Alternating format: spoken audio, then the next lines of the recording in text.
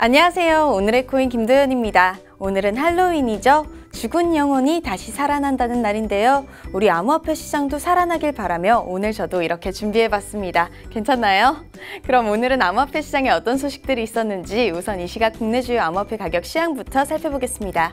10월 31일 오전 9시 기준입니다. 어제 많이 떨어졌던 가격을 그래도 많이 회복한 모습입니다. 비트코인이 0.62% 오르며 710만 원대 회복했고요. 리플도 1.40% 오르며 500원대 다시 회복한 모습입니다. 이번엔 글로벌 거래량 순위 보겠습니다. 거래량은 여전히 늘어날 기미 보이지 않고 있는데요. 총 거래량 11조 9,016억 원으로 몇 달째 10조 원 초반대를 유지 중입니다. 다음은 암호화폐 시황을 분석해줄 송범선 애널리스트 나와주셨습니다. 안녕하세요. 안녕하세요. 반갑습니다. 송범선입니다. 전문가님, 오늘 저랑 이렇게 옷을 맞추셨죠? 네, 오늘 할로윈이라서 이렇게 좀 맞춰봤습니다. 네, 그러면 본토크로 들어가서 전문가님, 넥슨그룹의 NXC가 이번에 비트스탬프를 인수했죠? 네, 맞습니다. 이 넥슨의 바로 김정주 회장이죠. 네. 이 NXC 대표가 바로 비트스탬프를 인수했는데 이것이 이제 저번에 작년 9월쯤에 이제 코빗을 인수한 거 이후로 또 다시 인수를 했어요. 네. 그래서 코빗도 굉장히 큰 거래소였어요. 그런데 이번에 비트스탬프를 또 인수해서 엄청나게 커졌습니다. 네. 그래서 이런 부분들이 그래서 NXC가 이제 본격적으로 블록체인 뛰어드는 것이 아니냐 이런 말들까지 나왔는데 사실상 NXC 입장에서는 직접적으로 블록체인을 개발하거나 이러지는 않고 이것을 투자를 통해서 어느 정도 진행을 할 것으로 보여지고 있습니다. 이렇게 암호화폐 기업들의 통합은 어떻게 봐야 될까요?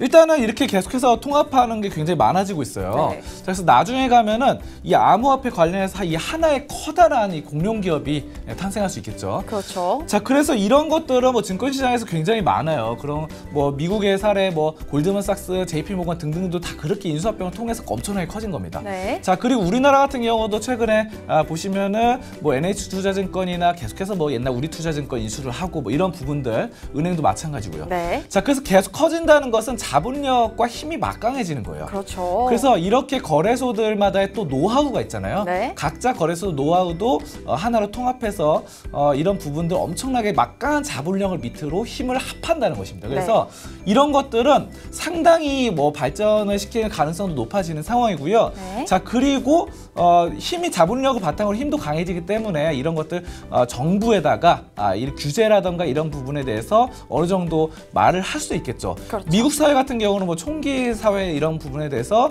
로비스트 뭐 이런 업체들이 있잖아요. 그렇죠. 자, 그런 것처럼 우리도 공룡 기업이 탄생해서 암호화폐 쪽으로 힘을 쓸 수 있는 그런 부분이 되지 않을까 저는 말씀드리도록 하겠습니다. 네. 자, 그럼 이제 차트 보면서 얘기 나눠보도록 하겠습니다. 네, 그래서 다시 조금씩 올라가는 그 양상인데요. 그렇죠. 이 약간씩 오늘은 좀 괜찮았어요. 네. 시장이 전반적으로 쭉 상승하는 상황이었고 네. 비트코인도 그렇지만 비트코인 캐시 보겠습니다. 비트코인 캐시 뭐 여기까지는 뭐 조금 상승하다가 주춤했는데 다시 한번 이렇게 크게 좀 오름세가 나타납니다. 네. 자, 여기에 대한 좀 배경이 있는데 지금 비트코인 캐시가 로드맵을 위해서 열심히 개발과 뭐 업데이트 이런 것들을 하고 있거든요. 그렇죠. 자, 그리고 이런 것들 네트워크 스마트 계약 기능이 도입될 것으로 나타나고 있고 또 로저버 소식인데 네. 로저버 비트코인 캐시 전도사로서 많이 활동을 하잖아요. 네. 자, 그런데 이번에 이 키모터스 자동차 대리점과 좀 계약을 맺었습니다. 네. 자, 그래서 주류 암호화폐로 다가가겠다 이런 발표도 했고 네. 자, 그리고 덴마크의 레스토랑 웹사이트인 블리디케이가 1,400여 개 이상이나 네. 무려 1,400개 이상의 식당에서 비트코인 캐시를 즉석적으로 결제를 할 수 있도록 이런 시스템을 마련한다고 발표했거든요. 네. 자, 그래서 일상생활 속에 좀 더 많이 접근했다는 측면에서 비트코인 캐시 상당히 좀 좋아 보이고 차트상으로 봤을 때도 횡보를 하다가 저점에서 어느 정도 팍 뛰어줬어요. 네. 이런 것들 상당히 좀 좋은 시그널로 해석이 가능합니다. 네. 자, 그리고 스타코인 보겠습니다. 스타코인 상승이 굉장하죠. 네. 네, 엄청나게 올라갑니다. 가파르게 올라가네요. 네, 이것은 이제 스타코인, 스타라는 말이 있듯이 엔터테인먼트 코인이거든요. 자, 그래서 스타를 육성하고 뭐 여러 가지 지원 연극, 문화, 뮤지컬 등등 하고 있고요. 콘서트나 팬 미팅까지도 하는 코인인데 어쨌든 지금 한류가 굉장히 좀 힘을 발휘하고 있잖아요. 맞습니다. 전 세계에서. 자, 그런 것들, 그런 배경에 따라서 스타코인의 장기적인 미래도 좀 밝아 보이고 어쨌든 지금 엄청난 거래량 거래량과 함께 크게 상승했는데 그 이후에 다시 눌림목을 갖지 않고 계속해서 꾸준한 상승을 유지한다는 것은 추세가 상당히 좀 좋은 것으로 해석이 되어지고 있거든요. 네. 자, 그래서 이런 것들은 좀 장기적으로나 여러 가지로 봤을 때 좀 괜찮다, 좋게 좀 긍정적으로 설명드리도록 하겠습니다. 네. 여기까지 암호화폐 종합 분석 시간이었습니다. 네, 오늘도 좋은 소식 고맙습니다.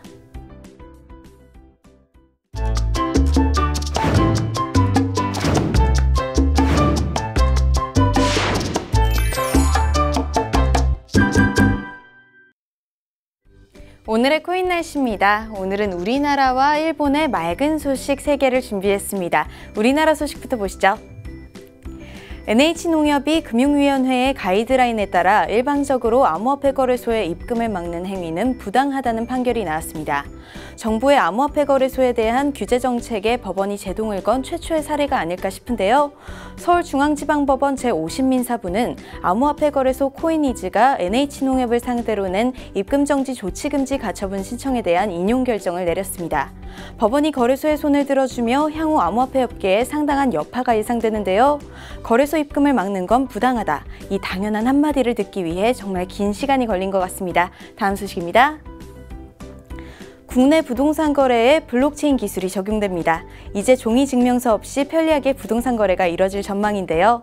과학기술정보통신부와 국토교통부는 올해 안에 블록체인 기반 부동산 거래 시범사업 시스템을 구축하겠다고 밝혔습니다. 이 시스템은 내년 1월부터 제주도 내 11개 금융기관에서 시범 운영된다고 하는데요. 부동산 계약에는 여러 가지 변수가 있을 수 있어 실제 적용에 무리가 없을지 조금 걱정은 되지만 부동산과 블록체인의 만남의 소식은 맑은 소식이네요. 마지막은 일본 소식입니다. 일본의 GMO 파이낸셜이 차입금 투자 한도를 늘리는 자율 규제안을 제안했습니다. 암호화폐 투자에서 거래소가 확보하고 있는 증거금의 4배 이상은 차입해서 투자할 수 있도록 해야 상품 가치가 있을 것이란 입장인데요. 최근 일본 금융청 산하연구회는 암호화폐 차입 투자 허용치를 2배로 해야 한다는 의견을 냈었죠. 여기에 GMO가 업계 측 입장을 제시한 겁니다. 최근 일본 기업들은 블록체인과 금융의 결합에 박차를 가하고 있는 것 같은데요. 우리나라와는 조금 대조적인 모습이네요. 국내 1세대 프로게이머 홍진호가 블록체인 업계에 합류했습니다. 홍진호의 특기인 게임을 살려 게임 분야의 어드바이저로 나선 건데요. 코인의 게임 개발 과정에도 적극 참여했다고 합니다. 요즘 게임 관련 코인들이 많이 나오는 것 같은데요. 1세대 프로게이머의 합류가 블록체인 게임 생태계 확장에도 큰 역할을 하지 않을까 기대됩니다. 블록체인 게임 업계에서는 1등이 되길 바라며 지금까지 오늘의 코인 김도연이었습니다.